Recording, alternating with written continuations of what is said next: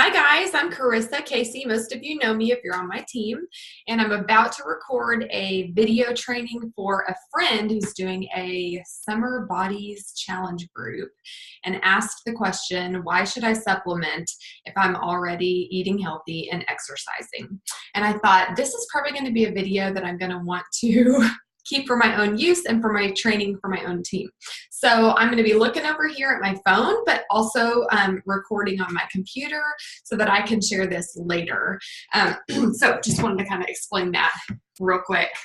I'm going to switch over to my notes page so that I can see those while I'm recording.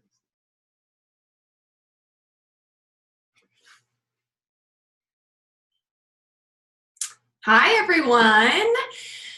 My name is Carissa Casey, and I'm friends with Elizabeth and Rebecca, and they asked me to jump on y'all's group page today to talk about why we should supplement when we are exercising and eating really clean. So this is a topic I could talk about forever. I really love fitness and looking into nutrition and how to best fuel our bodies and support our bodies. So hopefully I won't ramble. I took a few notes so that I could hit some high points with you guys. And then if you run into questions, hey Megan, you run into questions, just pop them in the comments and hopefully I can answer them. I'm by no means a scientist, but I'm married to a science lover. My husband's a medical student. Yay for Plexus Freedom. That's what's helping us put him through school. And I do love listening to nutrition podcasts and reading about nutrition. So feel free to call me out if anything I say is not scientifically factual. But a lot of what I'm going to share with you is stuff that I have heard from several sources, so I feel confident about it. Okay, so why do we need to supplement if we're eating clean, living a healthy lifestyle, working out, getting those gym sessions in? I wanted to start by saying, first of all, that this is how I came to Plexus with that mentality. I love nutrition, I love eating healthy, but nobody eats a perfect diet. Nobody, not even those people that seem like they never mess up. So I'll say that first of all. In fact, my experience has been that if you are very entrenched in the diet mentality, the restriction mentality of, in order to look the way I want to look, I have to be tracking my calories this much or restricting certain types of foods that are big no-no foods. The people that have that mentality, which let's face it, that's the culture we live in. That's a lot of us. They tend to almost be worse off in this area because they're either in a state of over restricting or party mode, right? So when they're not counting every calorie and planning and prepping every meal in a little, lunch box on Sunday, they're like, to heck with it, and just eating all the Ben and Jerry's, right? Like that was kind of me. So even though I had a really fabulous diet a lot of the time, during those times when I kind of let myself off the hook, it was really pretty overboard. And so I'll say that first, is that in my experience, perfect diet, nobody has that. There are always going to be little secret pockets of their life where they're eating sugars or where they're eating too many processed foods, or you name it. Now, even for those people who really do a great job, a lot of the time, like 99.999% of the time, there's just so many obstacles in our food supply. This is something I thought, if you all want to, I would highly recommend you pick up this book and read it. It talks a lot about how we're so just hampered by the fact that our food supply is so poor quality when it comes to nutrition. Now, food is abundant. We are blessed to just never be without available calories, but are they truly nutritious? A lot of what you'll see on your supermarket shelves really is not food. It's some sort of processed food-like product. But the food manufacturing in our country is lacking in diversity. It's all about quantity and cheapness. Like, how can we get the tastiest, most addictive calories out into the food supply for the least amount of money, the most efficiently, which is why most of the foods in our supermarkets are some form of wheat, corn, or soy, made with some sort of processed oils and with a lot of added sugar and sodium, because those are the things that light up the pleasure centers of our brain and keep us coming back for more and more and more. We're never truly nourished and satisfied, but we buy a lot more food that way. So our food supply is not that great. Now, I know in this group, y'all are all doing a great job really trying to take in those healthy foods. But even if you're doing that, if you're eating whole foods and great vegetables and, you're still getting them from a food supply where our soils are very depleted, they're very lacking in nutrients. Oftentimes they're treated with different chemicals. So we just do not have the nutrients available in our food that we once did 50 and hundreds of years ago. Also, just artificial things and chemicals in general are really hard on the gut.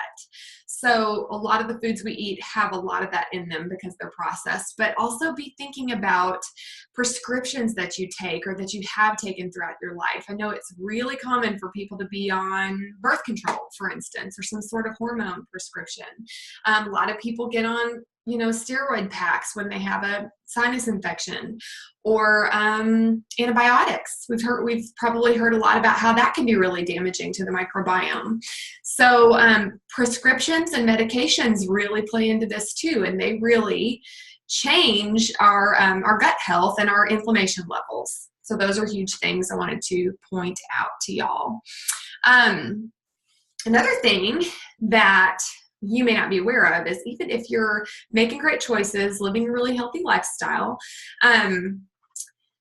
genetics and just certain inherited things come into play. So some, those kids you grew up with who just always seem to be allergic to everything, and like you're just floating through life and you're just fine, and that kid has always got the red itchy eyes. They're allergic to every food or every animal. And we just I grew up thinking, oh, that sucks for that kid. Well, the great news is a lot of that is reversible if we focus in on healing the gut and feeding the body and nourishing the body properly. But it is true that some people just get a bad shake of the dice when it comes to their genetics and kind of what they're born with. So some factors that come into play with this are more and more children these days are born via C-section instead of traditional, passing through the birth canal. And when a baby passes through the birth canal, that's their first exposure to bacteria. We are actually more microbe than human. We have so many bacterial cells on and in our bodies, and that is a really good thing. Those flora make up our immune system. Well, for better or for worse, whatever your mom's microbiome looked like is what was passed along to you as a baby. So if she had a lot of yeast and fungus and, bad organisms, that's what you started off life with, populating your gut. If mom had a healthy diet and wasn't on a lot of antibiotics or being treated with them during delivery, then maybe you started off with a better advantage in your gut health. And then, like I said, there's a genetic component too. So you might be one of those people making amazing lifestyle decisions, and yet you still feel like you're intolerant to every food and you just really struggle in the gut health department. And some of that's just because of some factors you were born with that you didn't really have control over. But what's so wonderful is we do have a lot of power to shift that with our lifestyle and with our supplementation choices. Okay, another thing I wanted to point out to y'all is diet-wise. There is a nutrient, really, it's called prebiotic fibers. And these are special kinds of fiber that can make it all the way into the intestine, where the good bacteria in your body feed on them. And as they feed on those prebiotics, they are able to grow and thrive and multiply. And prebiotic fibers are actually kind of hard to get in our diet.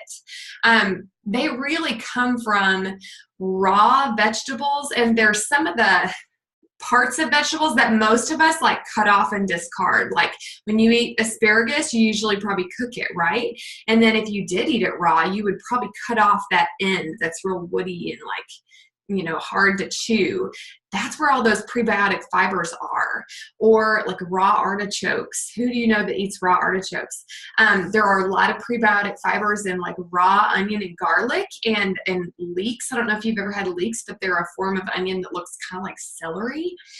And if you ever tried to eat one raw, they're like really, really strong oniony flavor. So major dragon breath. It's tough to get prebiotic fibers in your diet. I mean, you have to be really intentional. And I don't know anybody who eats that way, even if they are eating really well. So that's another thing I wanted to point out too, is I just love that Plexus makes that type of nutrient accessible to the masses. Because I really, before I found Plexus, I had a hard time trying to convince people to eat raw onion to shift their gut health. So I think that's huge. The fact that our pink drink actually has prebiotics, like that's a wonderful gift, and it tastes amazing. Okay, last thing I wanted to just touch on with you guys. This is kind of a mind-blowing little factoid.